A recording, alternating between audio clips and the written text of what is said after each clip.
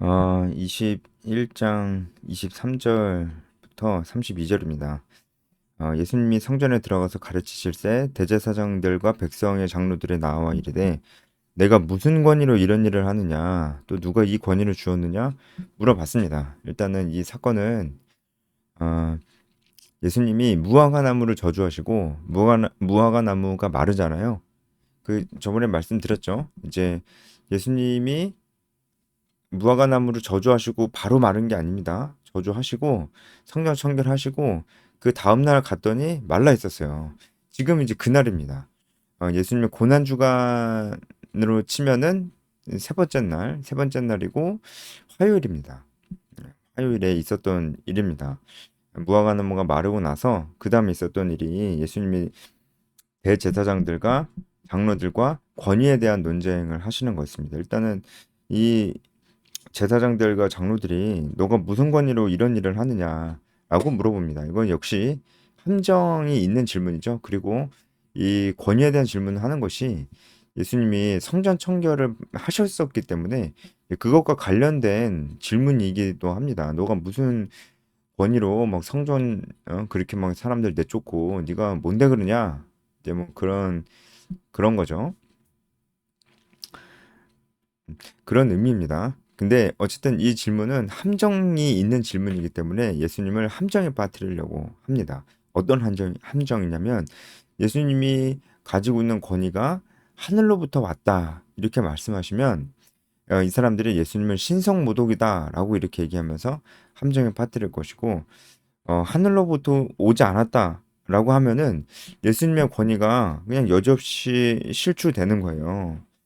그래서 어, 그렇다고도 얘기할 수 없고 아니라고도 얘기할 수 없는 하늘로부터 권위가 왔다고도 얘기할 수 없고 아니라고도 얘기할 수 없는 아주 곤란한 상황이죠. 근데 예수님께서 이때 아주 지혜롭게 대답을 하시면서 오히려 역질문을 합니다. 아, 너희도 대답해라. 그러면 요한의 세례가 어디로부터 왔냐? 요한의 세례가 그 권위가 어디서부터 왔냐? 사람에게서 왔냐? 하늘에게서 왔냐? 이 질문을 딱 합니다. 근데 이 질문을 받았을 때 이 제사장들이 굉장히 당황했을 거예요. 분명히 이 제사장들과 장로들은 사람들이 많은 곳에서 이렇게 질문을 했을 겁니다. 당시가 이제 6월절이고 6월절이 다가오고 있었고 사람들이 굉장히 많았다고 그랬잖아요. 그리고 일부러 사람들이 많은 곳을 또 선택했을 수도 있습니다. 왜냐하면 예수님을 곤란하게 만들 그런 함정 있는 질문을 가지고 질문을 던지는 거기 때문에 많은 사람들이 보면 더 좋잖아요. 이 사람들 이제 입장에서는. 그래서 사람들이 많은데 오히려 예수님에게 역질문을 당해버린 거예요. 그러니까 이 역질문은 피할 수도 없어요. 왜냐하면 사람들도 그 질문에 대한 답을 제사장들과 장로들에게 듣고 싶은데라고 생각했을 것이기 때문이죠. 그래서 이 사람들도 갑자기 곤란한 상황에 처하게 된 겁니다. 그래서 자기들끼리 막 논의를 하거든요. 서로 의논하여 이르되 이렇게 나오잖아요. 이 사람들이 딜레마가 어, 이 사람들도 요한의 세례가 하늘로부터 왔다라고 하면은 아니 하늘로부터 권위를 받은 사람을 왜 죽게 놔뒀느냐가 돼버리고 그리고 그 사람의 권위가 하늘에서 오지 않았다라고 얘기하면은 이 자리에 요한을 선지자로 얘기하고 있는 사람들이 선지자로 이해하고 있는 사람들이 많았기 때문에 그 사람들에게 굉장한 질타를 받을 수가 있는 상황입니다. 이런 제사장들과 장로들은 하나님보다 사람을 더 두려워했기 때문에 이렇게도 저렇게도 얘기할 수 없었습니다. 그래서 알지 못하노라 이렇게 얘기를 했죠. 여기에 대해서 예수님은 나는 어, 너희에게 이르지 아니하리라 이렇게 말씀하셨습니다. 나도 모른다. 나도 내 권위가 어디서 왔는지 나도 모른다라고 얘기한 게 아니고 나는 너희에게 말하지 않겠다 이렇게 얘기하신 것이죠. 그래서 이어서 이제 예수님이 한 가지 비유로 이제 말씀을 하시는데 이 비유는 어, 방금 있었던 사건을 가지고 말씀을 하시는 겁니다. 제사장들이 예수님을 함정에 빠뜨리려고 권위에 대한 질문을 했고 결국은 그들이 자기들이 파놓은 함정에 자기들이 빠져서 돌아가게 된 이 사건을 염두에 두고 말씀을 하시는 겁니다. 두 아들에 대한 이야기입니다. 두 아들이 있는데 아버지가 이 두 아들에게 똑같이 얘기했어요. 포도원에 가서 일하라. 그랬더니 첫째 아들은 가겠다고 하고 안 가고, 둘째 아들은 안 가겠다고 하고 나중에 갔습니다. 네. 그러니까 첫째 아들이 누구를 가리키는 것이겠어요? 유대인들이죠. 유대 지도자들, 제사장들, 장로들, 뭐 바리새인들, 이런 지도자들을 나타내는 것입니다. 그들의 위선적인 행동을 예수님께서 지적하시는 겁니다. 말만 하고 안 하는 거예요. 말만 하고 안 하는 거. 이걸 지적하는 것이죠.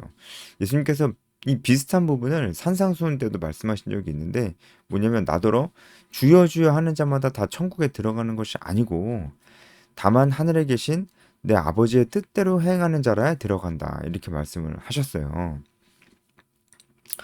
그렇죠. 그때 이 말씀을 하실 때에도 말로만 한다고 되는 게 아니고 뜻대로 행하는 자라야 하나님 나라에 들어간다. 이것도 우리가 뭐 오해하지 말아야 될 것은 행위로 들어가는 것이 아니고, 우리가 진짜 주여 주여 주님을 진짜 믿는다면 우리가 행동으로도 나타난다는 것이죠. 하지만 행위로 들어가는 것은 아닙니다. 하지만 또 진짜 믿는다면 행위로 나타나지 않을 수가 없습니다. 그래서 믿음과 행위는 분리가 될 수 없어요. 하지만 그래도 어떤 사람의 구원의 여부를 결정짓는 그 기준은 행위가 아니고 믿음입니다. 그래서 이 부분에서 예수님께서 지적하시는 부분은 뭐 말로는 간다고 하면서 결국은 안 간 첫째 아들, 그리고 처음에는 안 간다고 했지만 나중에는 포도원으로 가면서 순종했던 둘째 아들을 얘기를 하면서, 첫째 아들은 유대인 지도자들, 제사장, 장로들, 바리새인들에 대해서 얘기를 하는 거고요. 둘째 아들은 누구겠어요? 바로 세리와 창녀들입니다. 세리와 창녀들. 이 사람들은 자기 멋대로 살았습니다. 그 잘한 게 아니죠. 그렇죠. 둘째 아들도 맨 처음엔 안 가겠다고 그랬어요. 그게 잘한 게 아니죠. 그렇지만 마지막이 이들이 하나님께 회개하고 뉘우치고 그리고 자신의 삶을 실제로 돌이켰습니다. 그래서 결국은 순종했습니다. 그렇다면은 누가 더 잘한 겁니까? 누가 결국은 누가 하나님 나라에 들어가겠습니까? 회개하고 뉘우친 자들이 아니겠습니까? 말로만 순종하고 그렇게 하지 않았던 이들은 결국은 하나님 나라에 들어가지 못한다. 왜냐하면 여기서 예수님께서 말씀하시고 하는 것은, 결국은 말로만 주여 주여 하는 자들이 결국은 믿지 않은 거예요. 자기들이 믿지 않은 겁니다. 결과적으로도 이 제사장들 뭐 믿지 않았잖아요. 결과적으로도. 예. 그래서 세리와 창기는 믿었잖아요. 믿어서 회개한 것이고, 그래서 그들이 회개하고 하나님 말씀에 순종했기 때문에 하나님 나라에 들어가는 것이 아니고, 그들이 회개하고 예수님 믿었기 때문에 믿음으로 하나님 나라에 들어간다고 하시는 것입니다. 그리고 그 믿음에 대한 열매도 삶에서 맺혔을 것이고요. 그 말씀을 하시는 겁니다. 그러니까 말로만 해봤자 소용없고 행동으로서 믿음을 보이는 것이 얼마나 중요합니까? 그렇지 않습니까? 물론 이제 믿음이 구원의 여부에서 가장 중요한 최우선의 척도지만, 성경에서는 행동을 아무렇게나 해도 된다 이렇게 얘기하고 절대 그렇게 얘기 안 하잖아요.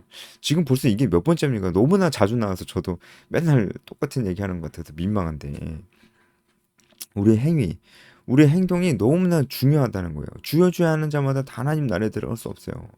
말만 하고 행동하지 않는 자들은 유대 지도자들, 이 예수님을 함정에 빠뜨리려고 했던 이 대제사장들이나 장로들이랑 똑같은 자들이라는 거예요. 말로만 순종하는 자들, 첫째 아들 같은 자들, 가겠나이다 하면서 결국 가지 않았던 그런 자들은 결국은 하나님 나라에 들어가지 못한다라고 말씀을 하시는 것이죠. 여러분, 이제 이 해설을 듣고 있는 분들, 저는 모두 하나님의 자녀라 생각을 합니다. 믿음이 있다면, 예수님 영접하면 우리가 하나님의 자녀가 다 되는 것입니다. 하나님의 자녀가 됐는데, 그런데도 불구하고 우리에게 첫째 아들과 같은 모습이 있어요. 유대 지도자들 같은 모습이 있다고요. 어떤 모습입니까? 말로는 하겠다고 하고, 말로는 은혜 받았다고 하고, 알겠다고 하고, 그렇게 해야죠. 얘기는 하는데 실제로는 그렇게 안 합니다. 자신의 시간을 절대 헌신하지 않습니다. 자신의 시간을 양보하지 않습니다. 자기는 어쩔 수 없다고 얘기합니다. 바빴다고 얘기합니다. 어쩔 수 없다고 얘기합니다. 뭐 그것이 다 틀렸다고 말씀드리는 것은 아닙니다. 다 맞는 말입니다. 하지만 결국은 행동하지 않았잖아요. 이만큼 이게 성경이 우리의 핑계를 다 들어주질 않아요. 예. 제가 그러는 게 아니고 말씀이 그렇잖아요. 이 첫째 아들이 그렇잖아요. 가겠다고 말만 하고 안 갔어요. 뭐 자기 나름대로 사정이 있었겠죠? 근데 그런 거 다 소용없어요. 언급도 안 하잖아요. 결국은 갔냐 안 갔냐예요. 순종했냐 안 했냐예요. 하나님 우리 보실 때도 결국 다 마찬가지 아니겠습니까?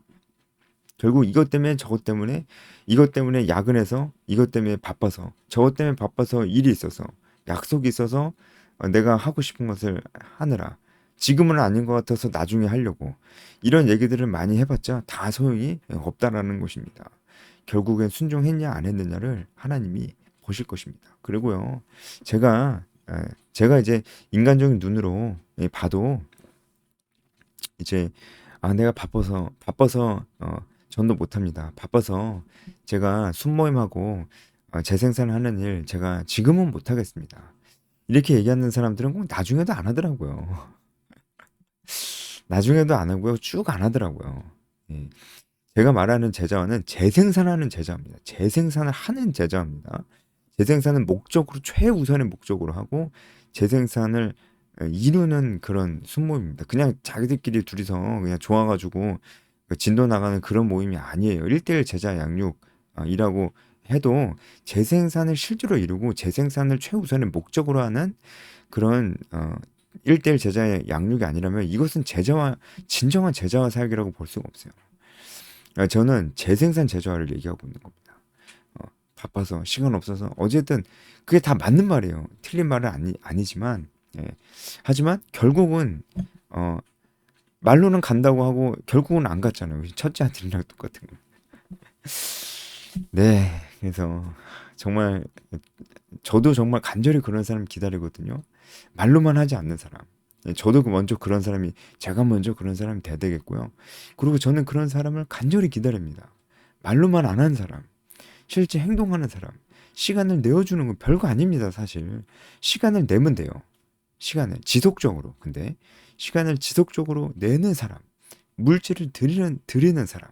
왜냐하면 물질 있는 곳에 마음이 있기 때문에 그렇습니다.